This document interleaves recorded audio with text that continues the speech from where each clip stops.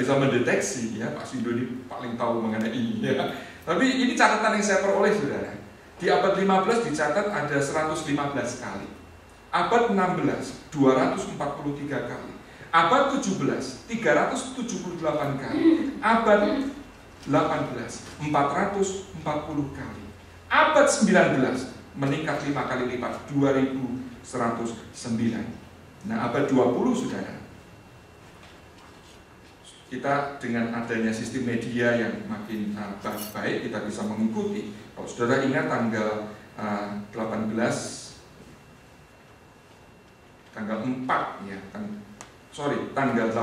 April 1906, apa yang terjadi di California? Masih ingat? San Francisco, ya, lenyap.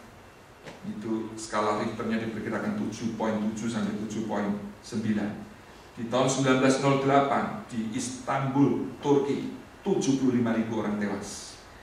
1923 di Tokyo, 143.000 tewas. 76 di Eropa, 140.000 tewas. Tahun 77, kalau saudara ingat apa yang terjadi, yang termasuk terbesar dalam sejarah, gempa bumi di China, 1 juta orang tewas. Belum lagi yang di Armenia, di Iran, di Bangladesh, di mana-mana, saudara, gempa bumi terjadi. Saudara, apa yang firman Tuhan nubuatkan mulai digenapi, itu yang berkaitan dengan yang pertama, fisikal, ya, fisik. Yang kedua berkaitan dengan apa? Mental. Kita baca ayat ke-6. Kembali Matius 24 ayat ke-6. Kamu akan mendengar deru perang atau kabar-kabar tentang perang. Namun awaslah, jangan kamu apa, saudara? Gelisah.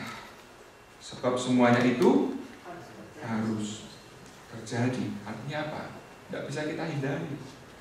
Apalagi siapa kita ini yang bisa mencegah satu peperangan? Memang, saudara, kita harus mengupayakan itu perdamaian. Tapi toh firman Tuhan berbicara mengenai apa? Realita. Bagaimana hati manusia yang sudah dipenuhi dengan greedy, saudara. Ya, kalau saya suka nonton film-film sejarah, saudara. Saya melihat bagaimana pemimpin-pemimpin, para raja, para kaisar haus kekuasaan, ingin menguasai bangsa lain, ingin menduduki negara lain. Saudara, karena problem dosa yang sudah menguasai manusia, saudara, peperangan itu tidak mungkin bisa terselesaikan. Jangankan perang rumah tangga aja, tidak ada yang bebas masalah, kan? Karena apa? Seringkali suami istri egonya itu terlalu tinggi, tidak ada yang mau ngalah. Ya. Khususnya ini, para suami. Istri-istri pernah mendengar suaminya minta maaf. Sorry ya, Mam, ya, aku tadi salah, maafkan aku. Kalau istrinya mendengar gitu makin cinta, saudara. Seringkali suaminya ini gengsinya besar, ya. Nah, saudara, kita lihat dalam skala skop keluarga saja sudah sering terjadi apa? Konflik. Karena tidak ada yang mengalah. Apalagi kita berbicara tentang negara, saudara. Di firman Tuhan berbicara mengenai realita. Nah, memang, saudara, melihat, membaca berita-berita seperti itu, hati kita ini bisa cemas. Coba, saudara, perhatikannya.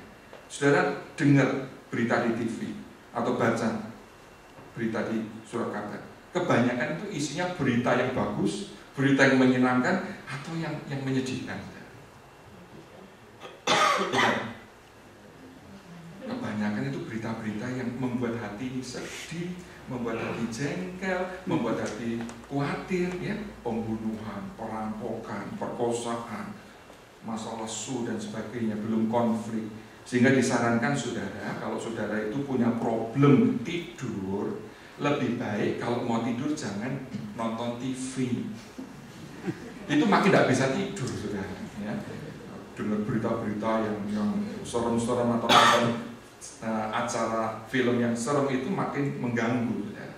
Nah, firman Tuhan ingatkan yang kedua, memang makin banyak orang yang cemas, makin banyak orang yang diliputi ketakutan, kekhawatiran, karena situasi kehidupan yang memang makin sulit dan berat. Belum lagi kita yang tinggal di Amerika, saudara. Di Indonesia malah saat ini secara umum katanya ekonominya baik, saudara. Tapi yang tinggal di sini justru saat-saat ini memang makin berat. Ya. Layoff terjadi terus-menerus. Wells Fargo akan melakukan layoff ribuan karyawan. Ini yang bekerja di city, bekerja di county, ya. Tidak tahu nanti perkembangannya gimana. Kemarin sih ditolak usulan gubernur untuk memberikan gaji minimum wage semua. Tapi kalau itu terjadi, saudara, kita bisa bayangkan mana cukup untuk membayar mortgage, mana cukup untuk kebutuhan lain. Saudara, situasi kehidupan memang sulit, tapi Tuhan ingatkan apa? Kita sebagai anak-anaknya jangan gelisah, jangan khawatir. Minggu lalu kita sudah belajar mengenai trust in the Lord. Yang ketiga, saudara, apa? Berkaitan dengan spiritual. Ya. Mari kita baca 2 Timotius 3 lebih dulu, 2 Timotius 3 ayat 1 sampai 5. Surat Paulus kepada jemaat di Timotius, kepada Timotius pasal ketiga ayat 1 sampai ke 5. Ketahuilah, artinya apa? Kamu harus tahu, kita umat Tuhan perlu tahu. Ketahuilah bahwa pada hari-hari terakhir akan datang masa yang sukar. Manusia akan mencintai dirinya sendiri dan menjadi hamba uang. Mereka akan membual dan menyombongkan diri. Mereka akan menjadi pemfitnah. Mereka akan berontak terhadap orang tua dan tidak tahu berterima kasih, tidak mempedulikan agama, tidak tahu mengasihi, tidak mau berdamai, suka menjelekan orang, tidak dapat mengekang diri, garang, tidak suka yang baik, suka mengkhianat, tidak berpikir panjang, berlagak tahu, lebih menuruti hawa nafsu daripada menuruti Allah. Paulus pun, saudara, menuliskan suratnya, memberitahu pada Timotius dan kita sekalian bahwa menjelang kedatangan Tuhan Yesus yang kedua kali, kehidupan memang akan makin berat, makin sulit. Egoisme manusia makin menjadi-jadi. Nah, memang, saudara, orang dalam kesulitan, ya, dengan excuse kepepet, saudara, butuh. Mereka tidak lagi memikirkan norma-norma agama, tidak lagi mempertimbangkan nilai-nilai etika. Saudara, ada catatan yang mengerikan waktu Yerusalem itu dikepung, saudara, oleh pasukan Roma di tahun 70. Saudara mendengar ini bisa kaget. Ada seorang ibu yang makan daging anaknya sendiri karena kelaparan. Begitu anaknya mati, saudara, supaya dia bisa survive, dimakan, saudara. Itu sejarah mencatat sampai seperti itu. Ya. Nah, kita nggak tahu nanti bagaimana. Kita saat ini relatif oke, betul? Kita bersyukur.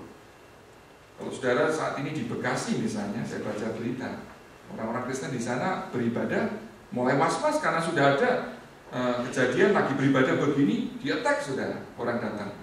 Bahkan ada pendeta yang sudah masuk blacklist akan dibunuh, ya, di sana. Nah, kita di sini masih oke, saudara. Ya.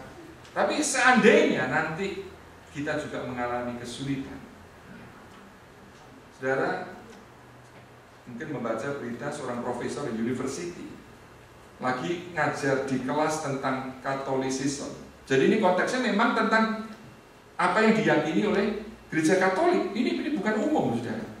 Lalu dia bilang, saya setuju dengan ajaran gereja Katolik bahwa homoseksual itu immoral. Ada satu murid, saudara, cuma satu, saudara, kirim surat sama sekolah. Wah, itu hate, termasuk hate crime. Ya. Apa yang dilakukan pihak sekolah? Profesor ini dikeluarin. Padahal ini bicara mengenai gereja Katolik, kan ya oke kan? Apa yang menjadi keyakinan kita sampaikan. Ini sekarang lagi digarap, saudara. Saudara silakan kalau mau mendukung. Ada lewat Facebook lagi digalang dukungan terhadap profesor ini. Bahwa itu bukan hate crime. Kita kan free of speech. Masa kamu memaksa aku setuju dengan pendapatmu? Nah, jadi, saudara lihat di Eropa pendeta masuk penjara gara-gara khotbah bahwa homoseks itu dosa. Nah, kesulitan-kesulitan seperti ini, saudara, akan terjadi Karena apa? Ateisme. Kalau saudara perhatikan di Amerika, di Eropa, makin kuat buku-buku mengenai ateisme.